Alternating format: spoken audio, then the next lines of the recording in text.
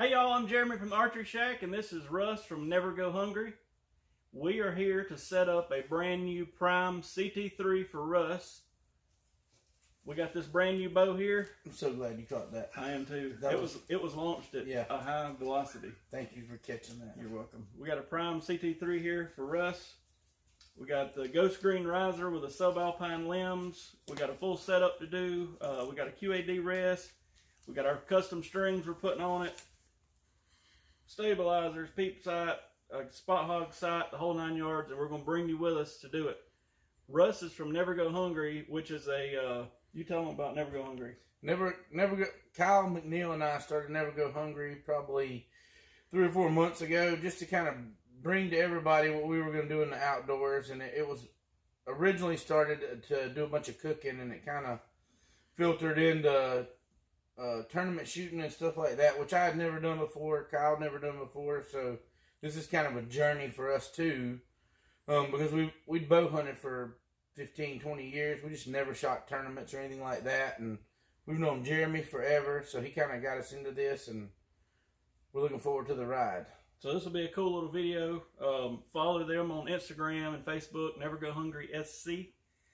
They're going to be doing some films where they show you the game or the fish or the whatever being taken, and then the cooking of it. So it'll be pretty slick. That's my favorite part. The cooking of it? Yeah, the eating of it. You like a hungry man. I am. I feel like a hungry man.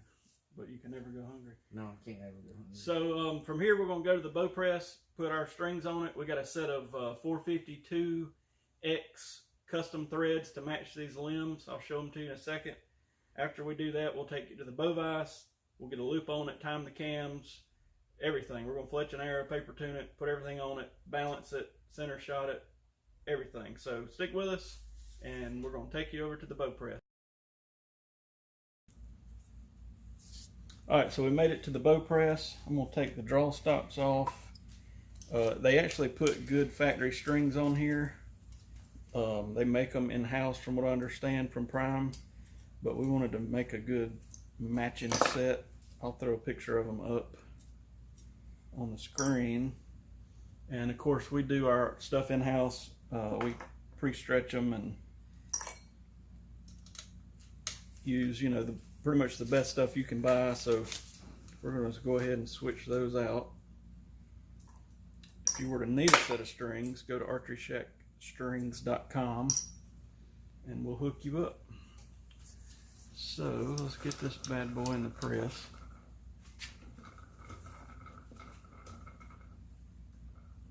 So far this bow has been, in my opinion, one of the better hunting bows for 2019. It's 33 inches long, gets a pretty good speed. This is going, Russ is a 27-inch draw, and we'll probably end up on somewhere around 64, 65 pounds. And we'll see what kind of speed we get out of it. We got a Black Eagle X Impacts we're going to shoot out of it. We've got all kind of good stuff to put on here. So I'm going to go ahead and strip these strings off.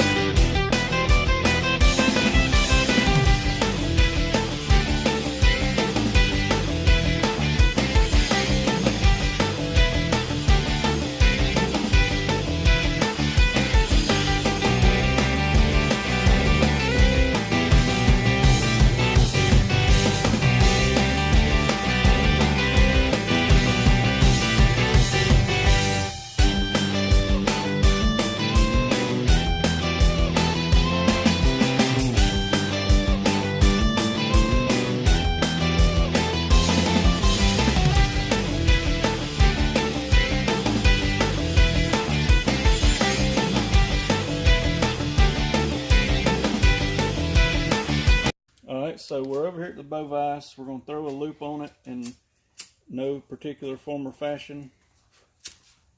All we're doing now is we're going to check and get the cams timed perfectly.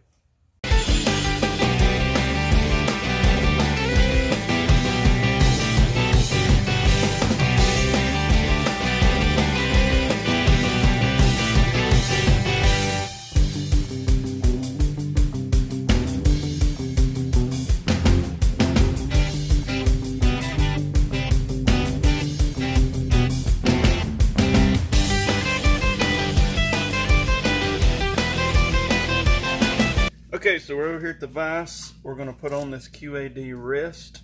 We put some felt on it, tied it on, and we're going to get it leveled up. Russ is going to be shooting Black Eagle X impact arrows, so that's cool.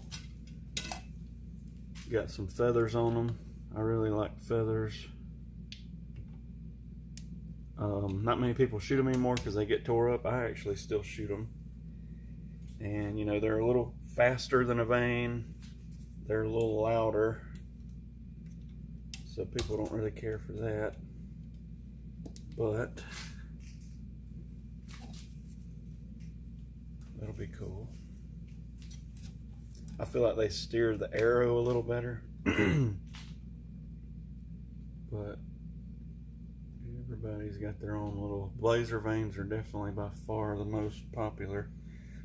So you may have seen this in some other videos. A quick way to check center shot if you don't have any fancy tools or lasers is to take another arrow, lay it across the side of the riser, and then just make the two arrows parallel, and boom, you got a good starting point. Sometimes we got the little laser and we got the gauges and all that, but usually you can eyeball the string, center the riser, put the arrow in the middle of the string. That'll set it, or do what I just did. So then we are going to put the arrow center of the burger hole, which is the arrow rest hole. I'm going to drop this rest down just a hair to get it there.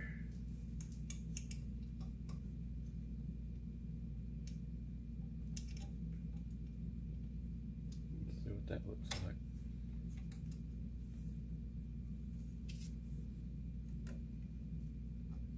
That's there, so let me tighten that down.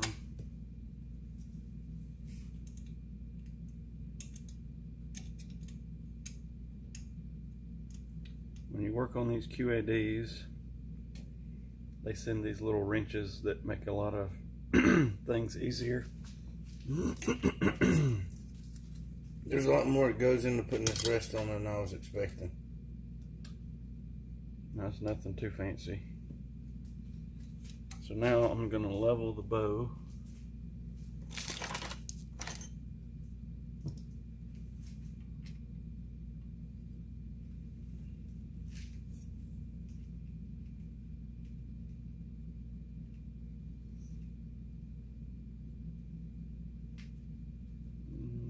Get it perfectly level.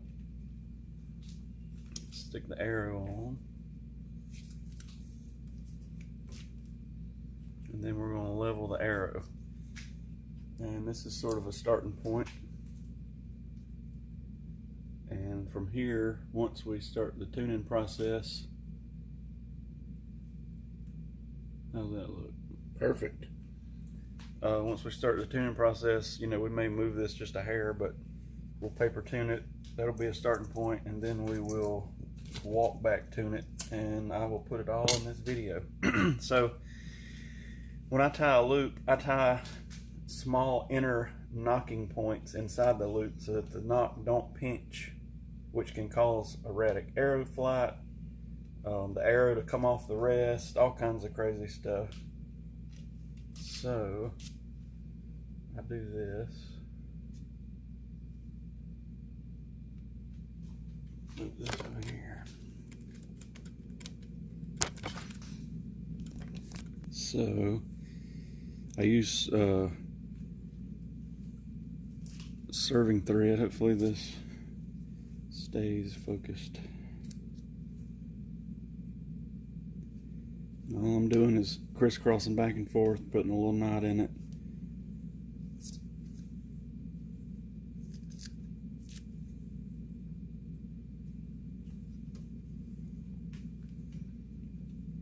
If you've seen my other videos, you've seen this before.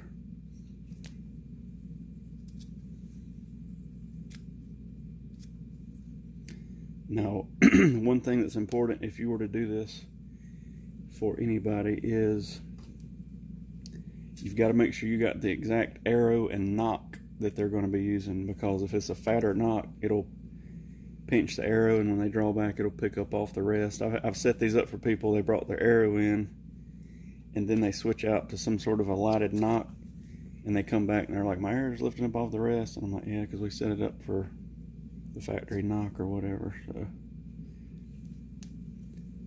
what this prevents, when you pull your bow back, if we didn't do this, the loop from the pressure of the string wants to compress against the knot. So when that happens, it preloads the arrow either up or down. I'm going to take this off for a second. I'm going to burn this. Perfect. So it preloads the arrow, puts stress on the arrow up or down, some which way. When it does that, it causes craziness. Broadheads to fly crazy. Arrows. Which is what we don't want standing in the woods. Right. You know, arrows to do all kind of crazy flight. So we leave a little gap here to accommodate. Right there.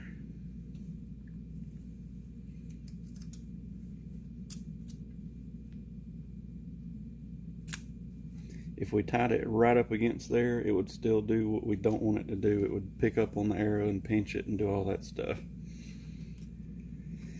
So we'll do the same thing on the bottom.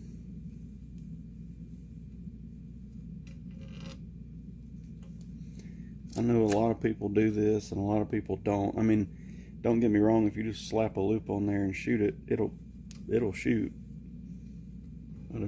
I've done this ever since like 98. One of the guys when I was a kid that taught me a lot, he always did it and it made sense. Some of the different archery schools and people that I've talked to, they most of the time recommend doing this, so it's never let me down. It just takes a little extra time, but usually extra time spent now makes everything work right down the road.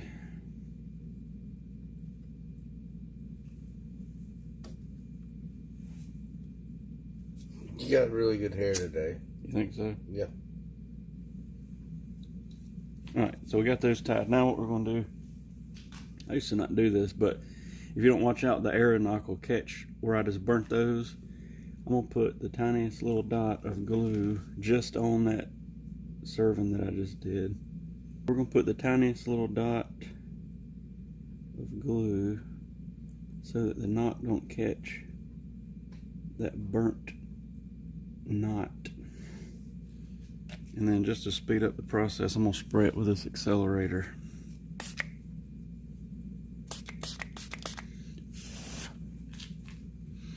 So I didn't get any glue on the center serving. That's a big no-no. That means if something ever happens, we're going to change the whole center serving. I can still take some pliers or whatever and get these off if we were to change arrows or something. We'll let that dry for a minute. Then we'll put a loop on it. And then we'll put a piece of serving around the peep so it don't fly out. And then we'll cut this arrow and go shoot it through the paper. Then we'll put our other accessories on. Set the second and third axis on the spot hog sight. Get the peep height right. Get the stabilizer mounts and stabilizers. So in this video, you're going to see us set this bow up with bee stinger stabilizers. But we've got Conquest Smackdown bars ordered. We were expecting them to be here already, but I guess they're a little behind since it's a newer stabilizer. And it says they'll be here next week. So we're going to set it up with bee stingers just so he can shoot it. But then we're going to switch out to Conquest bars, and we'll have to rebalance it we'll post pictures, I'm sure, after that happens next week. But we didn't want to hold up progress just for stabilizers, because they'll ultimately it'll shoot just fine with whatever you put on it. The Conquest bars are a new stabilizer on the market made by Black Eagle, and we love Black Eagle. Hashtag Black Eagle. Russ has got his Black Eagle shirt on, and I just happen to be wearing this shooter shirt myself. Okay, so we got our loop on. I'm gonna stretch it out a little bit. We're gonna put our cord in our cable. All right, so now we're gonna just tie around the peep sight, because it scares me. I hadn't really in a while had one of these fly out if you don't tie it in, but I had a customer bring in a peep sight one time. He was field staff for some peep sight company. I don't even remember who it was. It wasn't anything you'd normally hear of. And he fired his bow off, and the thing went flying and popped him upside the head. So I definitely don't want to get anybody hurt. But this is a Pine Ridge Z28 3/16 peep sight that I think is going to be about the right diameter for the spot hog sight.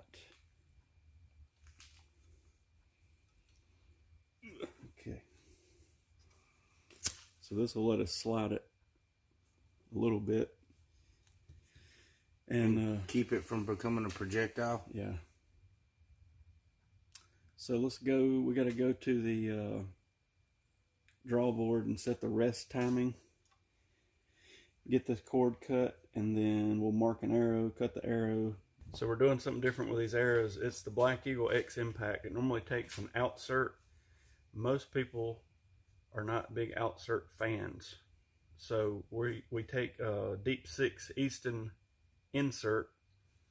You can actually sand it down a little bit. We chuck it onto a drill, sand it down the tiniest amount, and it fits in an X Impact perfect. So 99% of the people that want X Impacts for hunting or deep impacts will use the Deep 6 insert. So we're going to do that so we don't have that huge outsert sticking out. So let's go to the draw board, and then we'll mark an arrow. All right, we're going to mark an arrow here. Center the riser. Ease it down.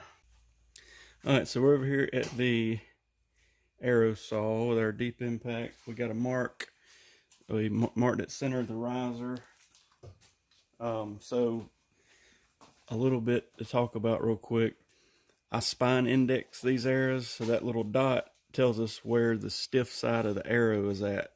So most arrows, you can spin them with a weight on them, and it'll show you where the weak and heavy spine is at. So I have a 28-inch span, and I hook a 2-pound weight on it, and I have a dial indicator. Actually, it's right up here, right there. So just little stuff, you know what I mean? Like, make sure everything's perfect, matched. Let's cut this.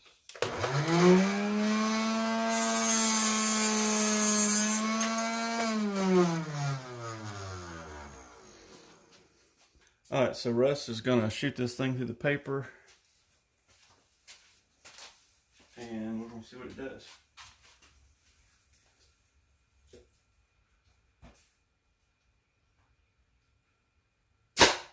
All right, so right out of the box.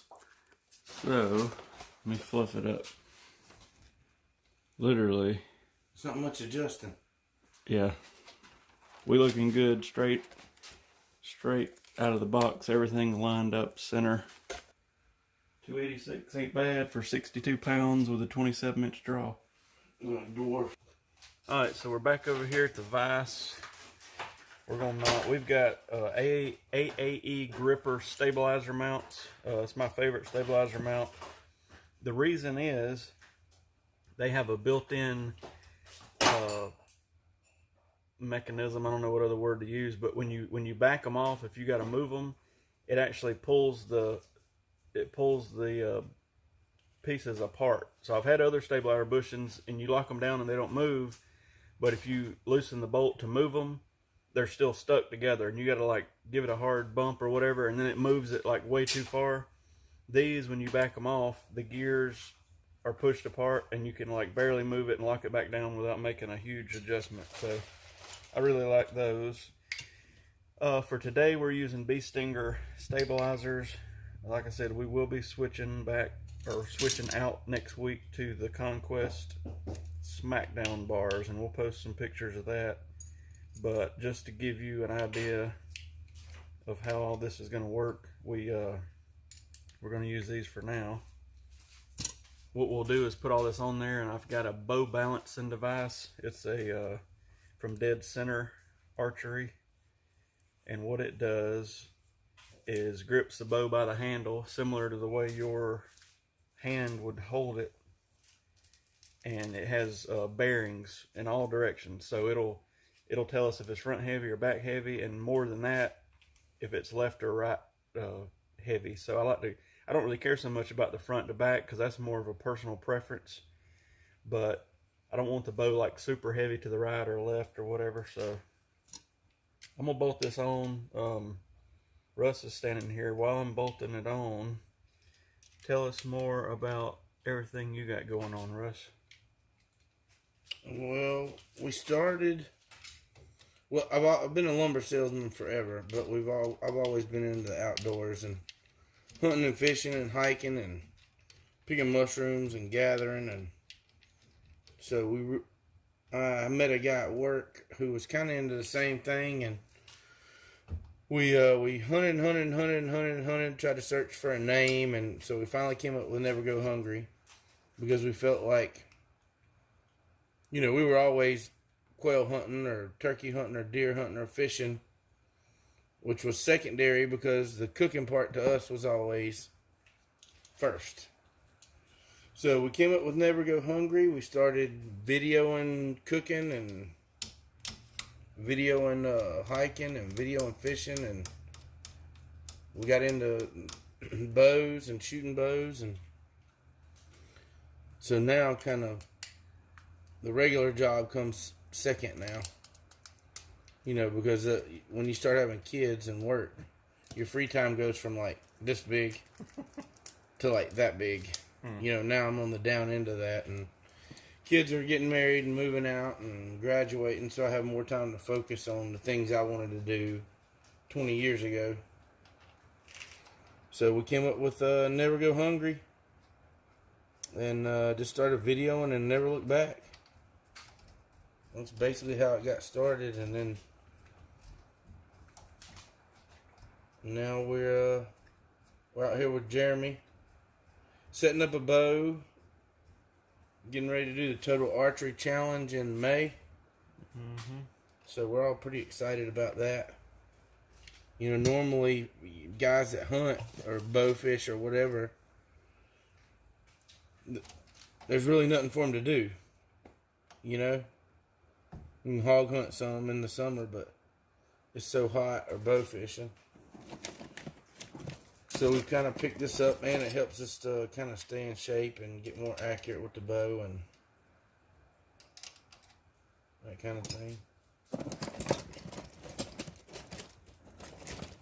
So I put the front quick disconnect on. A little trick you may already know is a lot of people put these on where you put the stabilizer in from the top, but vibration goes up and down, not left and right. So you put these on where it slides in from the side, and you won't have a trouble with these things untightening. So now I'm putting on the back bar mount, getting it snugged up. So these Logic bows are a little different. They do have a back bar mount place, but you actually put it on the inside of the riser, because Russ can probably get it on the camera.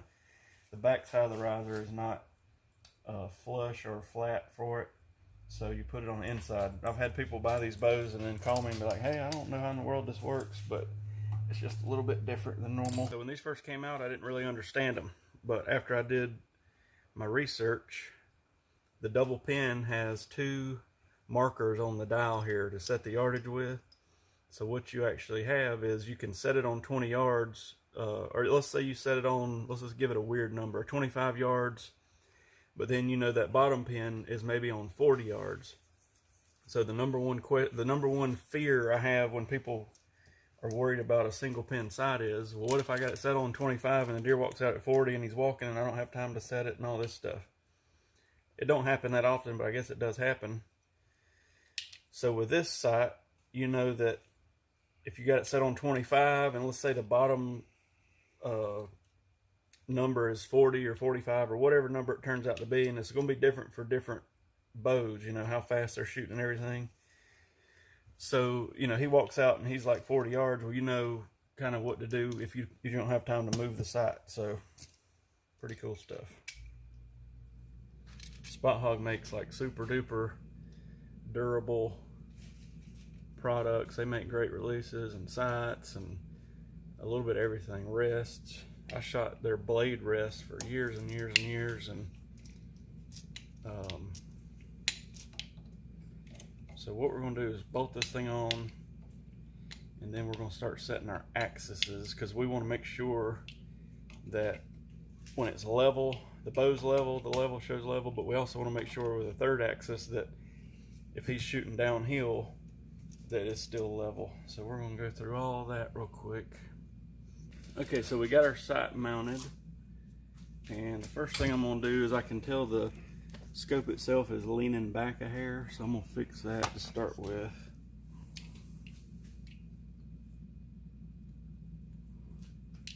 Let's find the right side. That's not it.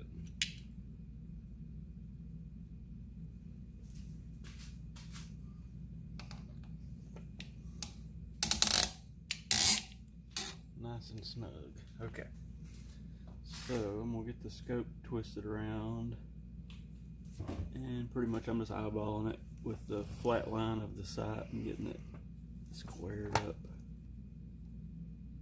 Take a string level and I'm going to clamp it on the string just to confirm that my bow level's good, and it is. So I'm going to take the string level back off because it'll end up falling off. So right out of the gate, the bow's level, the sight is just barely off. So we're going to go ahead and fix that.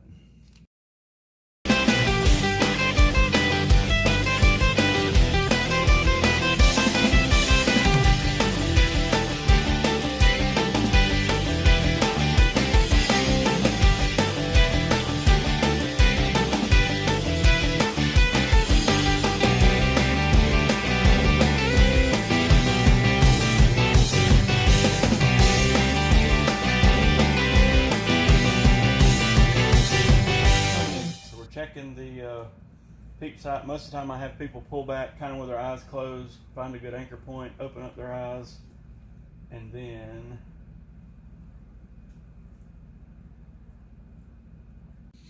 okay, so we're going to tie this peep in, and there's 1,000 different ways to do this, but generally this is how I do it. It's just like a regular serving knot because you don't want it to move.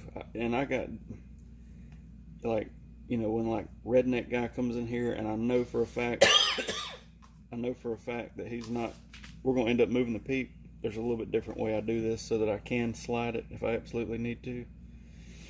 But I feel like Russ is probably set, so I'm going to put this in to where it will never ever move.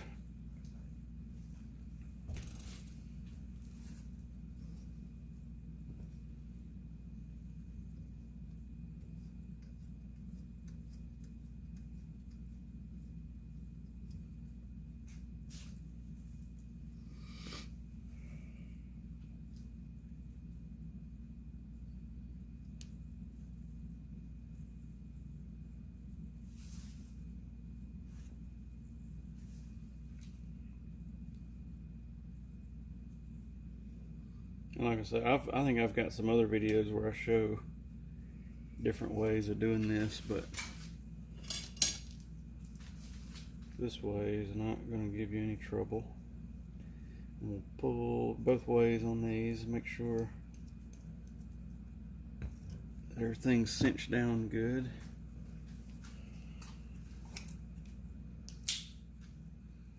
And we're going to cut that and burn it.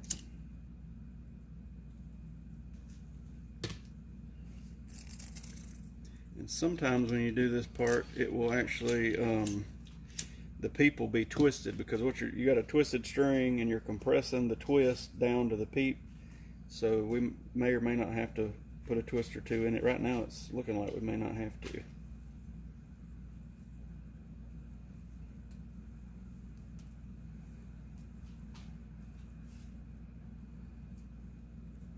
Dude, you should have been a surgeon or a seamstress.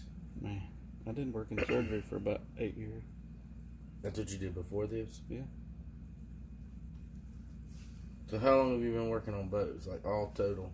Because I know I've known you for We probably met on 20 years. Yeah. When I was like 12, I don't know what made me get into this, but so I like started tinkering with bows, and I started doing it in the back of my dad's shop. And it didn't take long, and I had like all the neighbor people coming out for me to work on arrows and bows and stuff. And I was like 13 or something, 12, 13. So he builds me a shop, and for the next 2 years, I mean, I like tinker a lot. A lot of the local people start coming to me and that type of thing. So then the big store opened up in town back then. Which is where we met. Yeah. In 2001. So thank goodness for that place. Yeah. I was 15. And I'm... Golly. Are you kidding? No. So I went up there and talked to them. They hired me, you know, and I didn't like talk myself up or anything, but like, you know, I'm like taking out the trash and sweeping floors. Well, 6 months later, they're like, listen, you know more about archery than we do. Than the archery people that they hired. So they're like, you're over the archery department. And they took me to the ATA show the next year, and I was 15 years old and ordered like $400,000 of inventory. And I was, you know, looking back, I didn't feel like it was that big a deal then, but now I'm like, that's pretty cool. But and then we stayed there till what, 2008. It closed down when the economy went wild and the owners went crazy. And then I was still tinkered with bows on the side. I was a surgical tech for a while, and then started tinkering with bows more heavily on the side. And then the internet came along big time, and we started selling these strings. So finally I was like, okay, I'm making more money with archery stuff than I am working at the hospital. So I guess 4 years ago we went full-time out here, and now we're rocking and rolling. So cool stuff. And he's got really cool hair. Yeah. Jimmy Neutron. That's some nice follicles. Alright, so we're over here at the bow balancer made by Dead Center. We got a ball bearing in here for this axis, and we got ball bearings here for that axis. We're going to click it in there and see ultimately what happens is this thing can freely float wherever, so I'm just going to let it go. Okay, so that's not bad. Front to back, we're pretty balanced. And now all I need to do is kick this sidebar out to bring it over. Now, it's ultimately going to be up to the shooter of where he wants this. But for me personally, when I get this thing balanced perfectly, I can literally draw my bow back with my eyes closed. And when I open them, the bow's dead level. Like, I don't have to force it to go left or right or whatever. So that's what we're looking for. So let me... Okay, well, I'm going to go grab a single Allen wrench. It'll be easier than this pack. And then we're going to kick this sidebar out just a hair. Alright, so we're in here in the hallway. Normally when we do a walk back tune, we hang a line. So here's our line. We just got it hanging in here this time. Hanging level. To get the center shot on a bow dead perfect, you shoot at the line at just a couple yards, like 6 feet or something, and then we back up, you know, pretty much 20 yards or something. But it's raining like crazy today, so we're going to do it inside. So we can get like 18 yards inside, which will be fine to set this. So what we're going to do is have Russ shoot, you know, at like 6 or 7 feet. We're going to get it hitting this line, and then we're going to back up to like 18 yards. And we're going, if we have to adjust anything, we'll adjust the rest just ever so slightly to get it hitting the line at 6 feet and at 18 yards. That sets our center shot like dead perfect. I start with a paper tune, and then I go to the walk back, because what'll happen is, now that we've got our third axis set and our second axis set and all this stuff, you know, have you ever shot at like 20 yards and then you shot at like 40 and your arrows are hitting left or right at 40? That means your center shot is off a little bit. And I've had bows paper tune perfect, but the center shot's still like, I mean, like a 64th off. So a guy will shoot at 20 yards and shoot at 40 or 50, and it's still a little sketchy. So we know our sight's perfectly level, so we're going to do this walk back tune.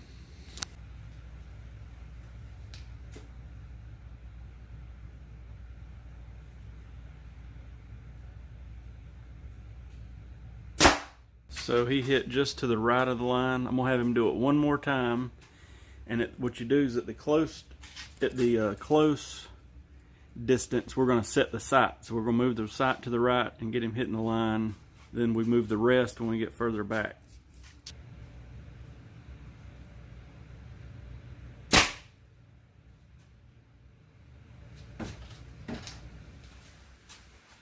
All right, so he actually hit the line. So now we're gonna back up to about 18 yards, and we're gonna do the same thing.